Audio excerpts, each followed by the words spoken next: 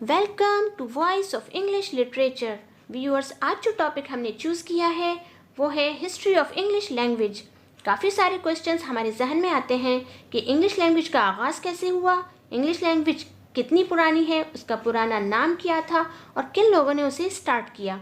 तो इन सभी सवालात के जवाब आज जानेंगे हम इस वीडियो में। आई होप कि ये वीडियो बहुत इंटरेस्टिंग होने वाली है। Without further ado, let's start the video. Viewers, English ज़बान समझने के लिए हमें 1400-1500 साल पीछे जाना पड़ेगा। तो बात है 5th to 7th सेंचुरी, यानी इतनी पुरानी बात है जब इंग्लैंड का कोई वजूद नहीं था और उस एरिया को ब्रिटेन कहा जाता था, जहाँ पे दो ट्राइब्स रहते थे, फर्स्ट रोमन्स और दूसरे केल्ट्स। और ये दोनों ट्राइब्स जो थे बहुत परेशान थे क्योंकि वहाँ पे हमला किया करते थे पिक्ट्स। ये भी एक ट्राइब था। कुछ अरसे के बाद जब रोमन्स वहाँ से चले गए और केल्ट्स अकेले रह गए तो वो पिक्ट्स के हमलों से बेइंतहा परेशान हो गए। वो अकेले मुकाबला नहीं कर सकते थे, इसीलिए उन्होंने जर्मन से 3 ट्राइब्स को मदद के लिए बुलाया। First Anglo, second Saxon and third Jutes. ये तीनों ट्राइब्स बहुत ताकतवर थे, जिसकी वजह से पिक्ट्स के हमले बंद हो गए। कुछ अरसे ऐसे ही चलता रहा और फिर केल्ट्स और ज्यूट्स वहाँ से माइग्रेट करके कहीं और जाकर बस गए। तो अब इस एरिया में रह गए 2 ट्राइब्स, एक एंग्लो और दूसरे सैक्सन। ये लोग बोलते थे मुख्तलिफ टाइप की ज़बानें, इसलिए उनकी ज़बान में जर्मन लैंग्वेज भी शामिल थी, डच लैंग्वेज भी शामिल थी और यहाँ के लैटिन लैंग्वेज भी शामिल थी। तो मिक्सअप लैंग्वेज ये बोलते थे, जिसे ओल्ड इंग्लिश हम आज के ज़माने में कहते हैं। ये चीज़ें ऐसे ही चलती रहीं 1100 तक, जब नॉर्मन कॉन्क्वेस्ट, यानी कि 1100 में नॉर्मन कॉन्क्वेस्ट, ये एक हिस्टोरिकल इवेंट है। ये हम आपको थोड़ा सा बता देते हैं कि इसमें क्या हुआ था।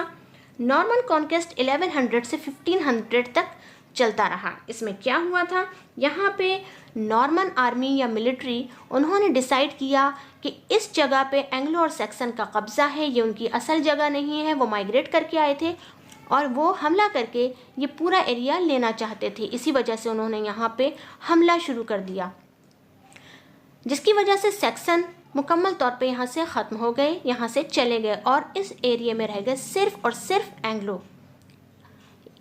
इन 5 सालों में वो मुकाबला करते रहे और बिलाखिर ये चीज़ें ख़त्म हो गई 1500 में आकर।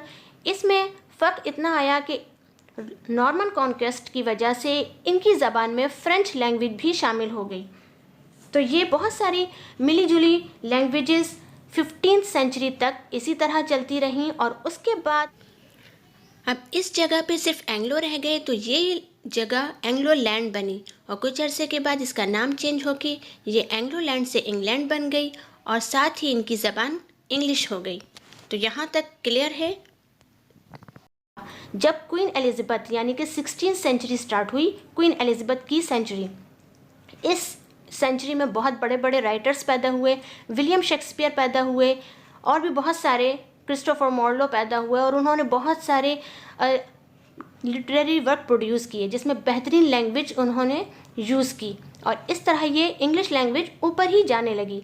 फिर 17th सेंचुरी आई जिसमें विलियम वर्ड्सवर्थ और बहुत सारे पोइट्स ने बेहतरीन पोएम्स प्रोड्यूस की, जिसमें मज़ीद पोइटिक डिक्शन शामिल हो गई और ये लैंग्वेज खूबसूरत हो गई। फिर 18th सेंचुरी यानी कि एज ऑफ क्वीन विक्टोरिया आया, जिसमें और भी ज़्यादा बेहतरीन नॉवेल्स लिखे गए। ये दौर नॉवेल्स लिखने का था और इसमें भी नॉवेल्स में डिक्शन को बहुत ही ज़्यादा ब्यूटीफाई करके लिखा गया। तो इस तरह ये लैंग्वेज खूबसूरत होती ही चली गई और मज़ीद लैंग्वेजेस इसमें ऐड होती ही चली गई।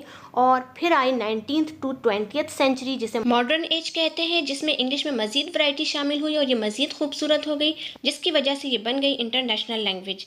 तो होप कि आपको इंग्लिश हिस्ट्री अच्छी तरह क्लियर हो गई होगी इस शॉर्ट ब्रीफ वीडियो में, वरना वीडियो लंबी भी हो सकती थी, लेकिन हमारी कोशिश थी कि हम आपको शॉर्ट वीडियो में पूरी कहानी इंग्लिश की समझा सकें। वीडियो अगर पसंद आई और समझ आई तो इस वीडियो को सब्सक्राइब कीजिए, लाइक शेयर एंड कमेंट्स कीजिए। Thank you so much.